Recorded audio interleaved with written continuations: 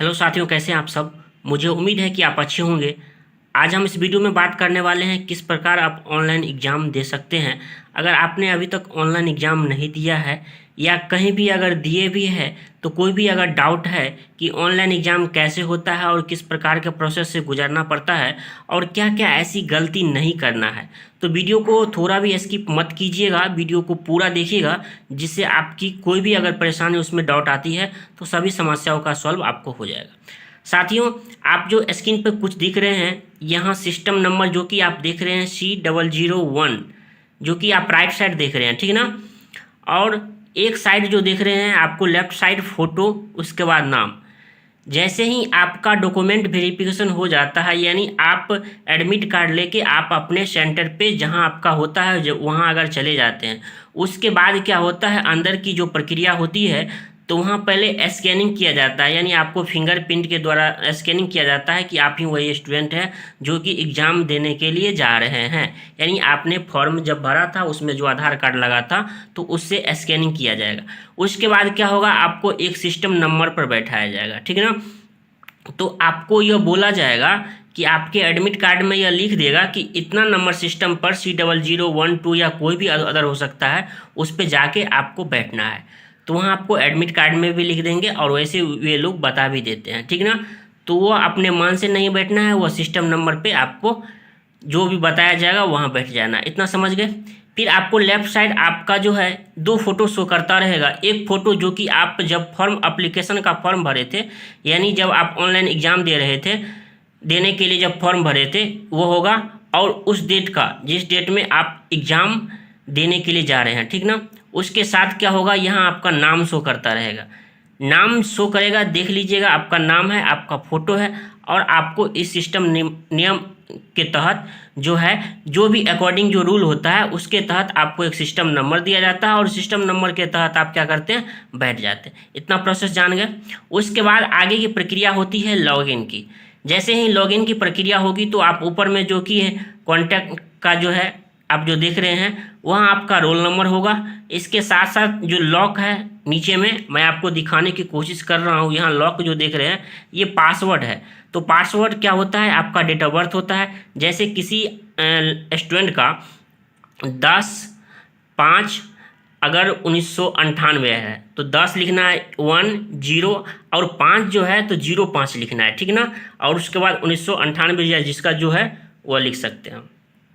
वैसे आपको ये सभी बात जो है, ये पासवर्ड की बात, वे आपको जब आप हॉल में जाएंगे तो ये आपको अनाउंस के द्वारा बताते रहते हैं, ठीक ना।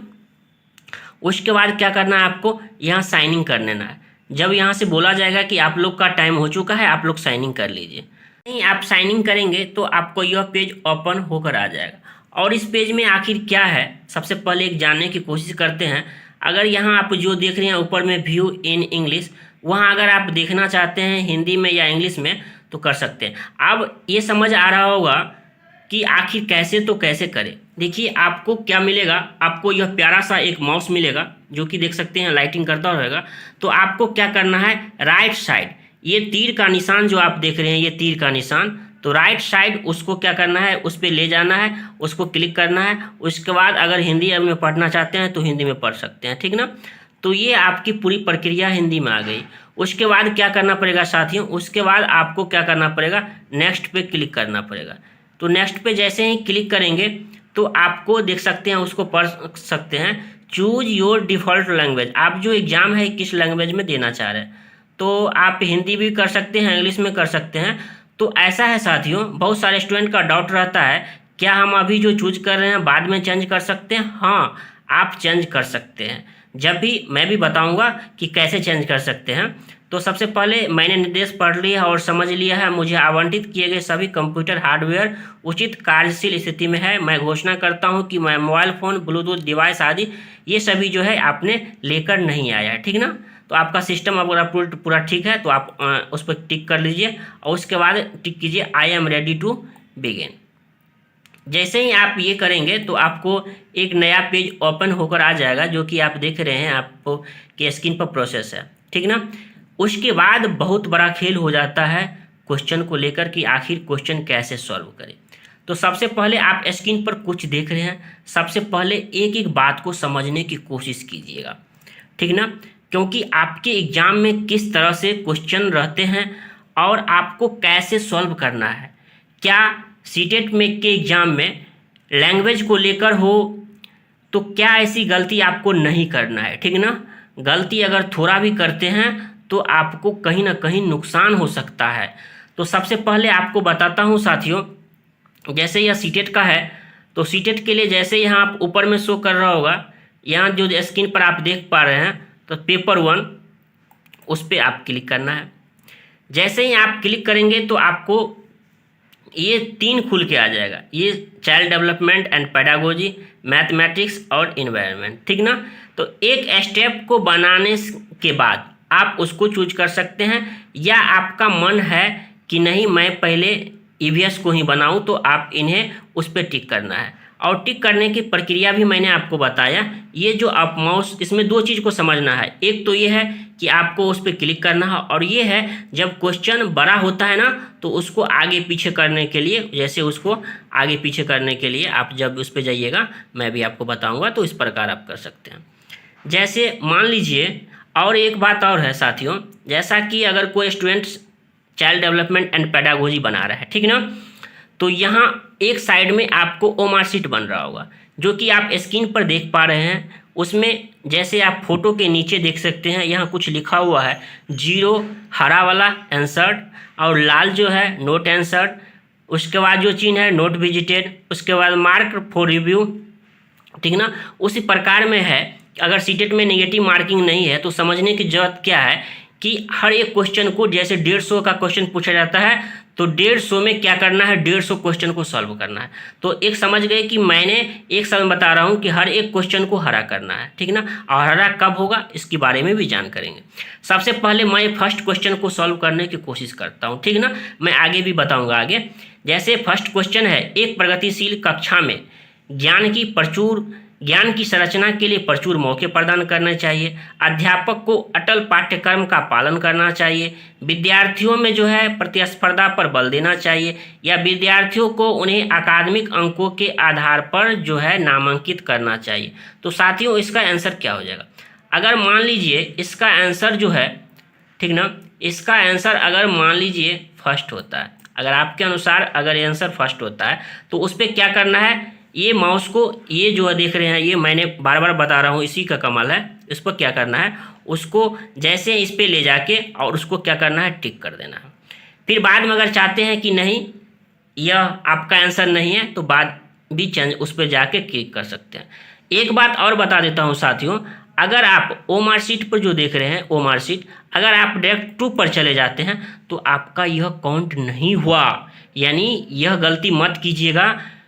जैसे 2 बना लिए उस पर टिक है, जैसे आप उस पर कीजिएगा टिक तो है लेकिन आपका क्वेश्चन सेव नहीं हुआ, यानी इसका मतलब है कि आपने इसका जवाब नहीं दिया है और इसका नंबर नहीं जुटेगा। तो साथियों क्या करना पड़ेगा साथियों, सबसे पहले आपको फर्स्ट नंबर क्वेश्चन पे जाना है, ठीक ना। तो फर्स्ट नंबर क्वेश्चन पे जाते हैं तो क्या करना, देखिए अब जब फर्स्ट नंबर क्वेश्चन पे आए तो कहीं टिक नहीं लगा हुआ है, तो क्या करना है, उसको पहले उसमें जाके टिक करना है जैसा कि आप देख रहे हैं। उसके बाद आपको एक चीज़ दिख रहा होगा, सेव एंड नेक्स्ट, ठीक ना। तो हर एक क्वेश्चन को सेव एंड, जैसे मैंने इस पर क्लिक कर रहा हूँ सेव एंड नेक्स्ट, तो सेव एंड नेक्स्ट जैसे क्लिक किया तो आपको पता लग गया कि यहाँ हरा का चिन्ह लग गया, और आंसर की ऊपर जो हरा का चिन्ह लगा हुआ इसका मतलब होता है आपने उसे आंसर किया, ठीक ना। तो जो अगर 30 स्टेप में होता है, अगर 30 नंबर का बाल विकास है, 30 मैथ है, 30 ईवीएस है और 30 अगर आपका लैंग्वेज पेपर है तो हर एक क्वेश्चन को हरा करना है। ये सारे जो है ये डाउट है, ये बहुत सारे डाउट समस्या का जो होता है ये स्टूडेंट बना लेते हैं और पता चलते हैं मेरा तो एक भी बना हुआ नहीं है, तो ऐसी गलतियों से बचना है, ठीक ना। फिर आपको क्या लग रहा है कि मान लीजिए 3 नंबर 2 क्वेश्चन को नहीं बनाना है, फिर 3 पे चल जाना है, कोई बात नहीं अगले पर चले जाइए। तो अगर टिक करके अगर उस पे जाते हैं, क्या जैसे क्वेश्चन पर उसको आंसर को टिक कर देते हैं, उसके बाद अगर सेव पर जाते हैं तो देखिए मैं सेव या नेक्स्ट पे जा रहा हूँ, क्योंकि मैं ये बना नहीं रहा हूँ, ठीक ना। तो इस प्रकार आपको अच्छे से जैसे मैं 8 नंबर क्वेश्चन को बनाने की कोशिश कर रहा हूँ और आपको बता रहा हूँ। क्वेश्चन है, बच्चों के समाजीकरण के संदर्भ में निम्न में से कौन सा सत्य है, ठीक ना। उसके बाद है, विद्यालय समाजीकरण का एक प्राथमिक कारक है, ठीक ना। दूसरा है, विद्यालय समाजीकरण का एक द्वितीय कारक है और परिवार समाजीकरण का प्रथम कारक है। तो आपको क्या लग रहा है, दूसरे जब ऑप्शन पढ़े होंगे तो आपको लग गया होगा कि नहीं, यह मेरा ऑप्शन जो है यह सही है, तो ठीक ना। तो उस पर क्लिक करना है।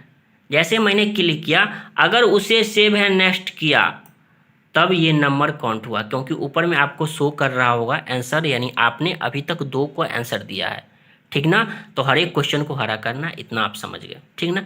फिर मैं चलता हूँ मैथ पे। मैथ पे जाने के लिए आप जो यहाँ जो है तो कुछ नहीं करना पड़ेगा, ये टिक ये उसको यहाँ ले जाना है, फिर वहाँ क्लिक कर देना है, फिर इन्वायरमेंट जो है वहाँ पे इस पर ले जाना है, उस पर क्लिक करना है। तो आप मेरे ख्याल से इतना समझ गए होंगे। और एक बात और बता रहा हूँ, जैसे मैं जा रहा हूँ गद्यांश पे, ठीक ना। तो गद्यांश को आखिर जैसे ये गद्यांश आ चुका है जो कि आप स्क्रीन पर देख रहे हैं, ठीक ना। तो गद्यांश को बनाते समय मान लीजिए कोई क्वेश्चन आपको क्या हुआ, बड़ा आ गया, क्या आ गया, बड़ा आ गया, तो आखिर उसे कैसे सॉल्व करेंगे। देखिए, सबसे पहले मैं गद्यांश पे जाने की कोशिश करता हूँ। तो सबसे पहले गद्यांश देखते हैं कहाँ से गद्यांश आ रहा है, तो उसके बाद आपको बताएंगे। तो इस प्रकार आप क्या कर सकते हैं साथियों। अच्छा, मैं तो लैंग्वेज पेपर पर सबसे पहले जाना है, क्या करना है, लैंग्वेज पेपर पर। लैंग्वेज पेपर इतना समझ गए, बाल विकास, मैथ और ईवीएस। अब आपको क्या करना पड़ेगा, लैंग्वेज पेपर जाने के लिए आपको यहाँ जो यहाँ लैंग्वेज LAN बड़ा अक्षर में वहाँ लिखा रहेगा, तो लैंग्वेज पर क्लिक करना है। जैसे ही आप लैंग्वेज पर क्लिक करे होंगे तो आपको यह आ रहा होगा। और यह क्या है साथियों, मैं आपको बता रहा हूँ। इसको बेहतरीन ढंगों से समझने के लिए सबसे पहले आपको करना क्या होगा, यहाँ सबसे पहले आपको करने के लिए कुछ ऐसे गलतियाँ जो आपको नहीं करना है। देखिए, अगर आपने फर्स्ट लैंग्वेज में हिंदी रखा है तो क्या करना पड़ेगा साथियों, उस पर क्लिक करना होगा। जैसे आप यहाँ देख रहे हैं तो उस पर आपको क्लिक कीजिए, तो आपका यह हिंदी आ गया। और हमेशा जब बनाते रहिएगा तो याद रखिएगा कि आप जो ओ मार्कशीट है, ये हुआ आपका ओ मार्कशीट, ठीक ना। तो ओ मार्कशीट में देख लीजिए लैंग्वेज फर्स्ट हिंदी, यानी आप जो है सही बना रहे हैं, ठीक ना। उसके बाद क्या करना पड़ेगा साथियों, जैसे मैं गद्यांश पे जाता हूँ, तो उसके बाद फिर मैं आपको, देखिए ये गद्यांश है, ठीक ना। तो गद्यांश में भ्रष्टाचार का संधि विच्छेद है। तो मान लीजिए ये क्वेश्चन और बड़ा होगा, तो आखिर कैसे करना है। तो ये चीज़ जो आप देख रहे हैं, ये चीज़ उसको क्या करना है, आगे पीछे करना है। और ये कहाँ उसको ले जाना है साथियों, उसको आपको लकीर पे जाना है, यानी वहाँ ले जाना है, वहाँ उस पे ले जाते हैं। और उसको क्या कर सकते हैं, उसको आगे पीछे ऐसे करेंगे, ऐसे अगर करते हैं पीछे आगे, तो यह प्रक्रिया चलती रहती है। तो मेरे ख्याल से आप इतना समझ गए होंगे। फिर मैं चलता हूँ लैंग्वेज 2, यहाँ जो कि आप स्क्रीन पर देख पा रहे हैं यह लैंग्वेज 2 का है, ठीक ना। तो उस पर जैसे ही क्लिक करेंगे तो आपको यह फिर आ जाएगा इंग्लिश और हिंदी दोनों ऑप्शन, तो अदर भी रहेंगे। तो आपको क्या करना पड़ेगा, लैंग्वेज हिंदी हो या संस्कृत हो, आपको चूज करना पड़ेगा। तो इस प्रकार आप चूज कर सकते हैं। जब भी आप बनाएंगे तो ओ मार्कशीट में ज़रूर ध्यान देंगे कि आप जो बना रहे हैं क्या आपका सही है, 100% सही होना चाहिए। तो इस प्रकार मेरे ख्याल से बेहतरीन ढंगों से को मैंने समझाया इस वीडियो में, एक छोटी छोटी बातों को। और साथियों आपको बता दूं कि आप जो स्क्रीन पर देख रहे हैं वो आपको मिलेगा, और आपको एक प्यारा सा माउस मिलेगा। यानी आप जो देख रहे हैं ये आपको कुछ नहीं मिलने वाला है। आपके पास कीबोर्ड रहेगा लेकिन वो नीचे में रहेगा, सिर्फ एक माउस रहेगा और आपको एक कंप्यूटर रहेगा। तो उसी के सहारे आपको बनाना है। कहीं भी कोई दिक्कत होती है तो आपको, यहाँ बहुत सारे लोग होते हैं, उन्हें आप हेल्प ले सकते हैं, वे बताने के लिए ही रहते हैं, ठीक ना। उसमें कोई डरने की बात नहीं है, कुछ नहीं होता है, बेहतरीन ढंगों से आप इन्हें दे सकते हैं। तो मेरे ख्याल से आप ज़्यादा से ज़्यादा अपने कंप्यूटर से, लैपटॉप से ज़्यादा या मोबाइल में भी करना है तो आपको क्या करना पड़ेगा, मोबाइल से भी प्रैक्टिस कर सकते हैं मॉक टेस्ट के द्वारा। एक बात साथियों मैं आपको और बताना चाहता हूं, आप जो ये टाइम लेफ्ट देख रहे हैं 140 मिनट 34 सेकंड, जो 32 सेकंड जो देख रहे हैं 140 मिनट, ये आपका बचा हुआ टाइम है। तो आप टाइम को भी ध्यान रखिएगा कि आपके पास जो है कितना, अगर 1 पे आ जाता है तो ऑलरेडी फिर लास्ट में सबमिट करने की जरूरत नहीं होती है। लास्ट में जो है ऑलरेडी यह सबमिट हो जाता है, ठीक ना। तो लास्ट की बात नहीं है, आपको हर एक क्वेश्चन का सबमिट करना है। सेक्शन वाइज जो है ये ऑलरेडी जो है लास्ट में खुद जो है सबमिट हो जाता है। तो टाइम को भी देखिएगा। तो मुझे उम्मीद है कि आपको ये वीडियो पसंद आया होगा। अगर चैनल पे पहली बार आए हैं तो चैनल को सब्सक्राइब कर लीजिए और मुझे उम्मीद है कि आपको ये वीडियो पसंद आया होगा। अगर कहीं भी अगर डाउट है तो आप हमें कमेंट बॉक्स में ज़रूर बताइए, हम आपके कमेंट का जवाब ज़रूर देंगे। तो आशा करता हूँ आपको वीडियो पसंद आया होगा। तो अगर कहीं भी डाउट है तो हमें ज़रूर बताइए। धन्यवाद। और वीडियो को ज़्यादा से ज़्यादा प्लीज़ शेयर ज़रूर कीजिए, बहुत मेहनत से वीडियो बनती है। धन्यवाद।